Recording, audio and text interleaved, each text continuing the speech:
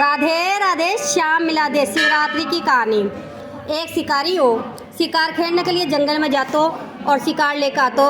एक दिन भी ना जो को शिकार तो कोई नजर आयो को नहीं। एक बहुत घणो बेलपत्र को पेड़ हो नदी के किनारे। शिकारी पेड़ पर चढ़ गो और जी शिकारी पेड़ पर चढ़वा लगे। अभी का कमर का एक ना पानी की सुराई बंद रही तो बस सुराई हिली तो पानी है ना जो नीचे सीपिंडी बेलपत्र की जड़ में पानी आकर ना जो सीपिंडी पर पड़ गो। सीपिंडी पर पड़ गो और पेड़ को पत्तो बेलपत्र को पत्तो आकर ना सीपिंडी पर चढ़ गो। शिवजी महाराज तो बहुत बोला है वह अपनी पहले पैर की पूजा समझ ली। दिन शिवरात्रि एक बड़ी सा सियारनी जा रही वह नदी में पानी पीने की जी आवाज़ करी भी शिकारी ने है ना जो धनुष बाण तानी और धनुष बाण तानी भी है ना जो बेलपत्र को पत्तो पड़ो वो सिपिंडी पर चढ़ गो और सुराई कमर की सुराई को पानी जड़ गिर कर सिपिंडी पर चढ़ गो। शिवजी महाराज अपने दूसरी पैर की पूजा समझ ली। अब शिकारी ने सियारनी से कहो कि भाई मैं तेरा है ना जो शिकार करती हूँ। वह बोली भाई मेरे 4 बच्चा है, मैं मेरे बच्चा की जिम्मेदारी मेरे पति ने दे आऊँगी, फिर मैं आकर है ना जो मेरा शिकार कर लीजिए। शिकारी बोले मैं तेरी बात पर विश्वास किया करूँ।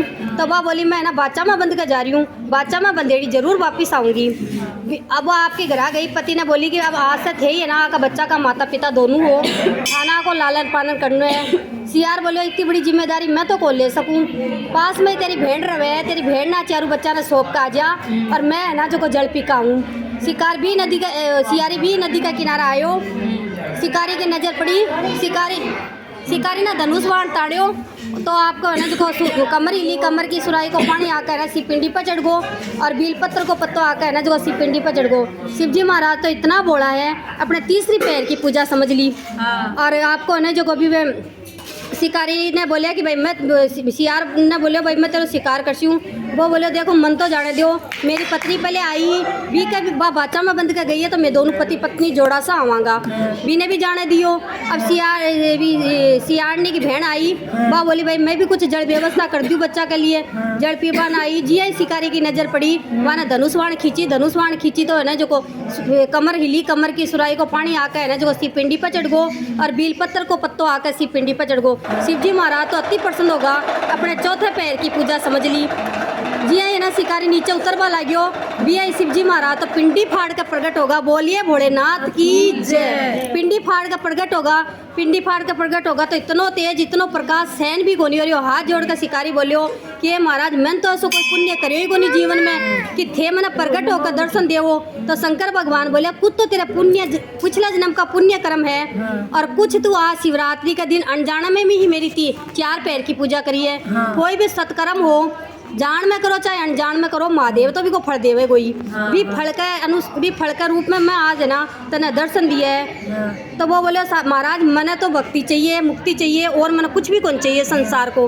तो शंकर भगवान बोलिया कि तेरी आई इच्छा तो तेरो यो शरीर तो छूटेगो क्योंकि तेरो यो शरीर गंदो है, तूने बहुत पाप करे, बहुत जानवर की हत्या करी है।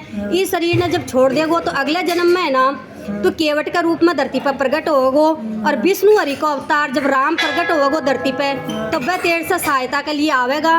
बीच समय तने जो कुछ मांगना होवे वो विष्णु हरि से तू मांग लीजिए और तेरी इच्छा पूर्ण होगी। आपा सब जाना, आपा ने सबने पता है कि विष्णु हरि से केवट ने मुक्ति मांगी और कुटुंब सहित ही केवट की मुक्ति हुई। अब वह सातु है ना जो भगवान ने देख कर आचरण बहुत ही अचंबा में आया, हाथ जोड़ कर खड़ा होगा कि ये प्रभु मैं भी ऐसा कोई कर्म करियो को नहीं कि थे माने दर्शन दो, बड़ा बड़ा ऋषि मुनिया ने थे दर्शन कौन दियो, आज माने कौन सा कर्म का कारण थे दर्शन दिया हो। तो भगवान ने कहो कि भाई थे बाचा सा बंदेड़ा है ना मृत्यु से भी कौन डरिया, बाचा सा बंदेड़ा थे आया हो, मैं थारी सत की बात पर ही है ना जो प्रसन्न होकर थाना दर्शन दिया हूँ और थाना आशीर्वाद देऊँ कि थे लोग है ना जो ध्रुव तारा बनकर आकाश में चमकोगा।